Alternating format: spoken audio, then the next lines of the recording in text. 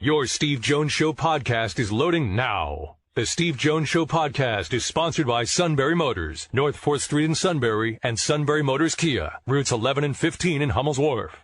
The incomparable Neal Coolong. As always, it is excellent to be here. It's nice to not have a game in 2 days to go over, but seems the Steelers might need more time than what they have to get ready for this one. My goodness. Let's start with this, Neal. 24 minutes of offensive possession in the game. The Cleveland Browns played 24 consecutive minutes of straight man coverage.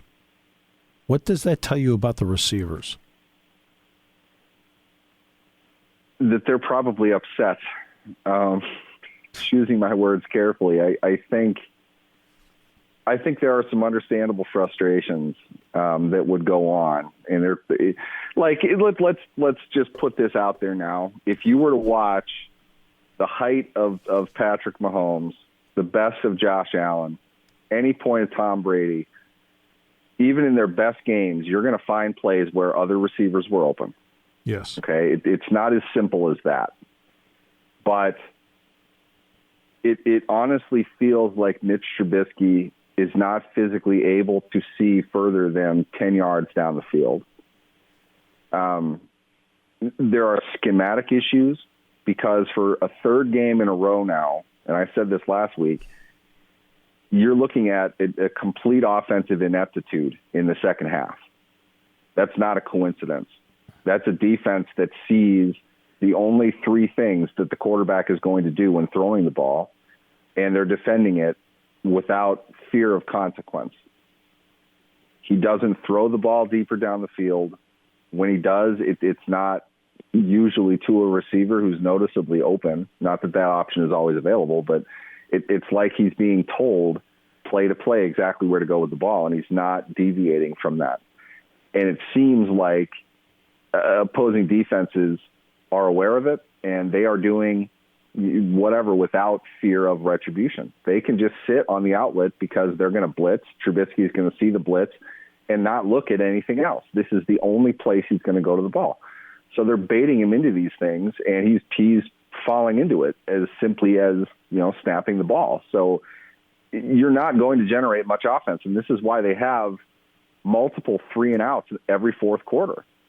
Every team is knowing exactly what they're doing. Now, as far as the receivers are concerned, they typically, there's one of them that's getting targeted plenty, and there are a couple others that aren't getting targeted at all. Right. A large part of that is because they're not running any plays. They don't have any possession. So it's harder to spread the ball around when for 3 games in a row, your opponent is snapping the ball at least 25% more than you are. You don't have the opportunities. That isn't the problem, though. I mean, it really kind of becomes a chicken versus the egg thing. Are they not having the possession because they're not doing anything else, or is the lack of production due to the fact that they're not able to get ahead early and continue and extend drives? I thought that Mitch Trubisky played okay in the first half of the Cleveland game. Now you can't really scream about it. It wasn't outstanding, but it wasn't bad. Right. He took a 14-13 lead into the locker room. That's right. You're not upset with that. But then he didn't do anything else for the rest of the game. And you can understand where the frustration will be coming from. And this is really what this is about. I think it's that the pressure is mounting, and this is a very good opportunity to have a get-right game by Mitch Trubisky, by Najee Harris, and the Steelers' offense. They really need to be more efficient and to run more plays in this game to really open up everything else, to show opponents that they're capable of doing something else. Right now, it just seems like the easiest thing in the world to prepare to play this offense. They've barely put anything down on film because they don't have the ball. They do the same 2 things on third downs, and they don't have very much success moving the chains. They're completing passes to the same players over and over. It's just not hard to get ready to defend the Steelers' offense, and that's noticeable in the second half of all 3 games. Not saying it's anybody's fault when it comes to like Trubisky. Like I said, I thought he had a good, not awesome and incredible, he had a good first half. There's no, really, anybody objectively can see that. But is there a point where the leash does get short and, hey, look, it can't hurt to put Kenny Pickett in? I think we're at the point where it can't hurt to put Kenny Pickett in. Whether they'll do that or not is probably a matter of sticking to an original plan that they had. I'll say this, whatever publicly they're going to say about it, objectively viewing it, it doesn't seem to add up, and they're going to support who's in there because my assumption here is that they are coaching Trubisky to do exactly what he's doing. Right. This is the way that they feel it is the best way for them to play the game week in and week out. You have issues with your offensive line, though give them credit. They've done a reasonable job. They've gotten better. Their run blocking has improved. The short game kind of takes out the limitations of their pass protection, but they're playing within that structure. To some degree, I think Mitch is really just kind of a studio quarterback. He's the guy brought in, play this and only this, and don't do anything else. That's what you're paid to do. This is what you need to do. It's not yielding results in any way. And if they feel that the quarterback is doing it logically, you're going to think that, well, the quarterback is doing exactly what you're telling him to do. But it's the position that affects the score of the game the most. And I certainly don't need to tell Mike Tomlin or Matt Canada that. You need explosive plays in this league now. You need them. You can't just rely on 3.5 yards in a cloud of dust and play defense to win games. They're going to have to get more out of their quarterback if they want to win. If that's not what they're looking to do, I guess not really much of a point in changing quarterbacks anyway. But just looking at the management side of it, Pickett's going to be your starter next year. If you're not winning games, at some point it would stand to reason that you're going to put him in. I don't know exactly when that's going to be. I don't know if there is ever a perfect non-injury related time for that, but I would think it's coming soon. Because, like I said, the Jets are a very volatile team. You're not sure what you're getting with them week in and week out. Beyond that, though, it's reasonable to think the Steelers aren't going to win a game for a while. I mean, you're looking at maybe you're not sure what you're getting out of Tampa Bay just yet, but you're at Buffalo. Then you're at home against Tampa Bay, and then you got road games against the Dolphins and the Eagles, which are two teams you absolutely don't want to play right now. At the Dolphins in prime time. I bet on 0-4 in that string right now. That's a hard row to hoe, and I don't really know how they're going to overcome that. If you get your second win of the year against the Jets and then take a 4-game losing streak after that, I'm not sure where you're going, but you've got to bye after the Eagles game. Your season is pretty much over. If they lose Sunday and then the 4 after that, if they're on a 7-game losing streak, their season's over.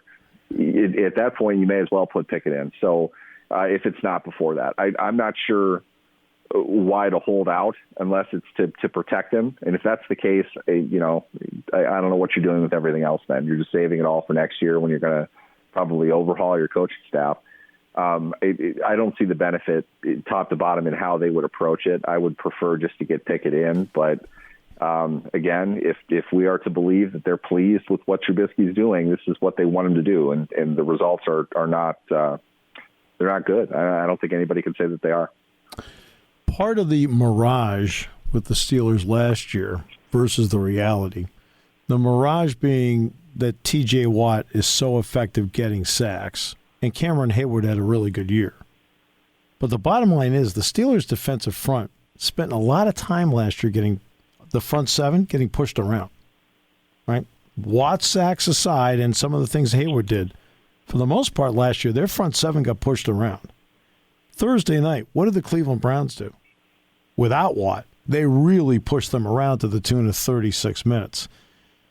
Neal, how worried are they that that's something that you can't correct? They got flat out dominated up front by a very good offensive line that played an excellent game. But they got pushed around last year, and the fans won't admit it because Watt makes it seem like, whoa, hey, that front's great, and Hayward had some really good moments. The other 5 guys didn't. I mean, they really they got pushed around last year, and they got pushed around again Thursday night. Yeah, I agree completely, and they absolutely did. And I don't think it's a coincidence either that they also got pushed around on a Thursday night road game last year when the Vikings were set to break all kinds of NFL records against them. What's the commonality in all this? I think it's interesting because everyone was saying up and down that the return of Tyson Alualu fixes a lot of that. Well, he just got benched. Yep. I said that this offseason. I'm like, you don't get better at playing football by not playing football. I've said that a million times.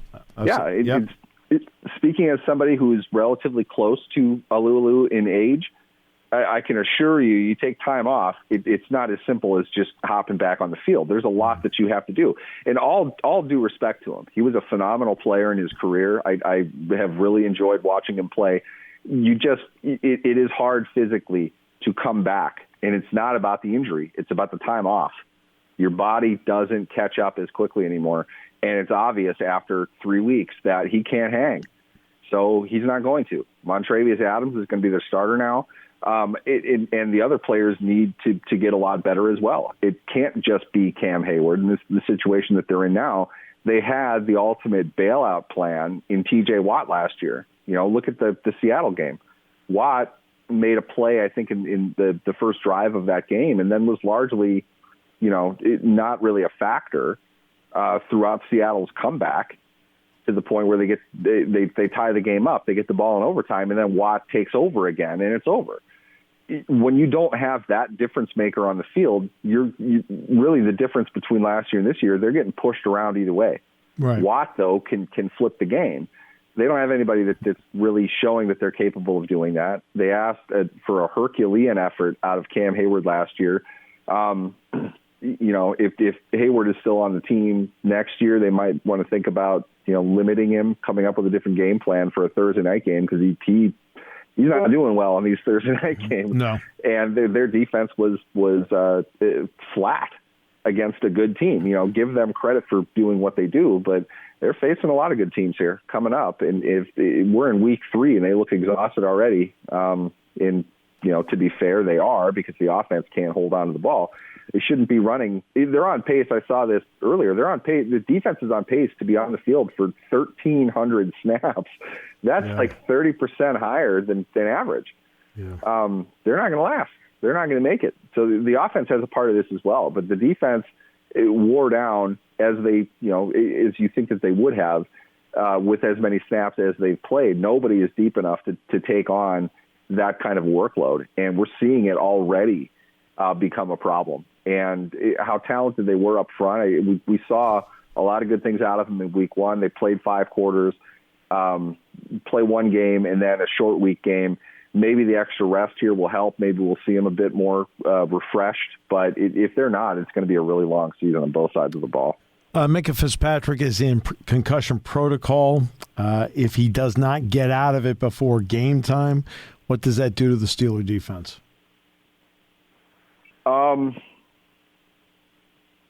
A lot of very bad things. Yes. He's the dynamic playmaker that's on the field. He takes away the back third of the entire offensive approach. It shortens their ability. Not just makes it harder to complete deeper stuff, but you're threatening a long punt on an early down when he's back there.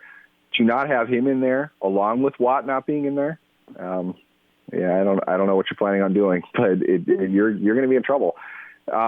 He is an excellent playmaker. He's the best deep safety in the NFL. They've used him in that way, and he's provided results consistently. To not have him, I think, creates a complete void of playmaking ability, and I don't know how you're able to scheme a way around that. The best way to do it would be to possess the ball and not put your defense into too many situations because they're going to have to force punts, not take the ball away, or sack the quarterback without the 2 guys they have that are best at doing that. It's tough. It's tough. No question. They're playing the Jets. I know the Jets had that miracle at the end against Cleveland. Are they any better than in recent years? I like to think what they have. I don't even know if we've really seen them this year. I mean, let's be honest about it here. You can't keep drafting that high and be worse. You'd think so, right? And that's like at some point they're going to put this together.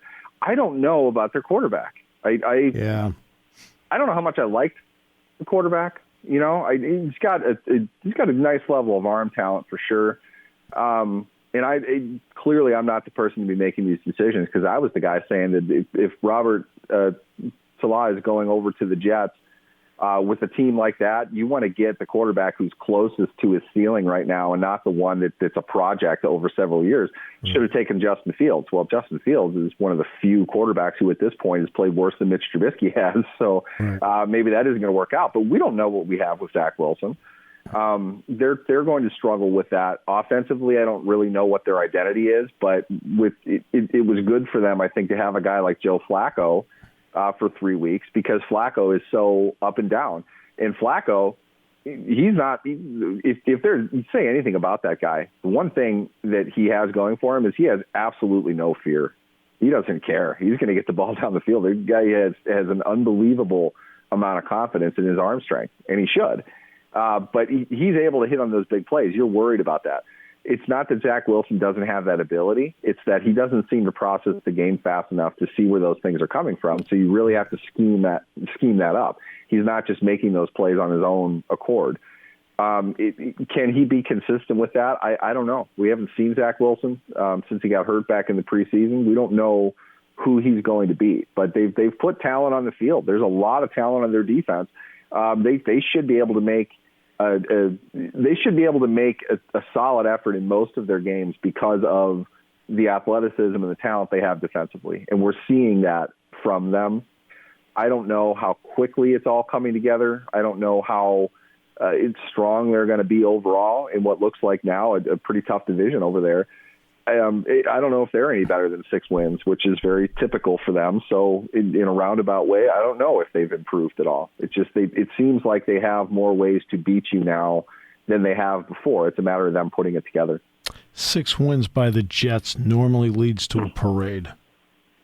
Everybody has their own standards. I don't know how there even are Jets fans. I mean, that's not an easy team to root for year in and year out. And they put stuff together. I think Robert Saleh is a good coach. I do too. I think Robert Saleh is a very good coach. They've put guys there to kind of help out, but you need that thing to bring it all together. In my opinion, that's usually your quarterback, and I'm not sure if that's the right quarterback. I didn't know if that's the guy that they should have taken. I see why they took him, for sure. We saw glimpses of it, but his floor is pretty low, too. And I don't think they're strong enough where they sit today they're going to need more than to rely on their very young, very inexperienced quarterback in order to win games. As I've said before, hope is not a strategy. All right. That seems to be. We end with that too many times. Too many times, but I also think it is the Jets' motto. Yep.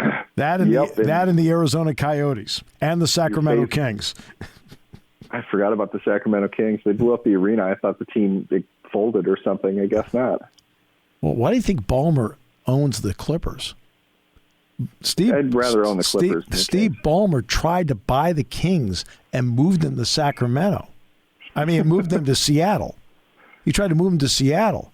And then Kevin Johnson, the former NBA point guard with the Suns, is the mayor of Sacramento.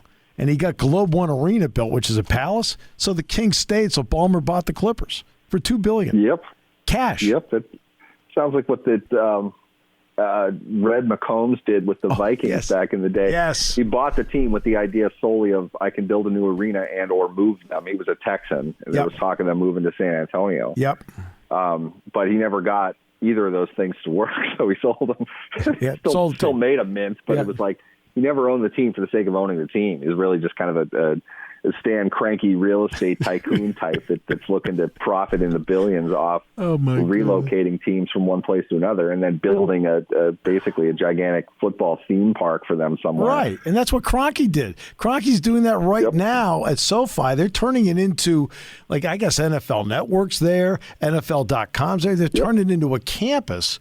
And then he also owns the Colorado Avalanche, so he has a Stanley Cup. They had to explain to him what a puck was, right? And then he owns the Nuggets, right? They own the Colorado Rapids of MLS. His wife is Ann Walton.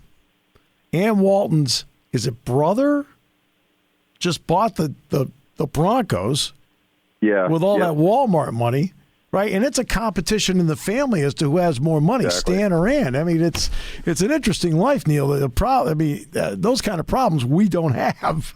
If they're as competitive as my family is over Thanksgiving Day related games and activities, I'd feel vastly inferior anyway. But it's like the level of money that flows between people. It's I can't even get my head around it. I mean, it's just nuts. And for them, that's just, regular day, regular business type stuff. Oh, I mean, to them, the competition is who's involved with more banks. I'm involved with 22. Oh, I've got 28. All right. Interesting problem to have. Neal, always a pleasure. You can, once again, take this to the bank. Definitely. Good stuff. Thanks for having me, guys.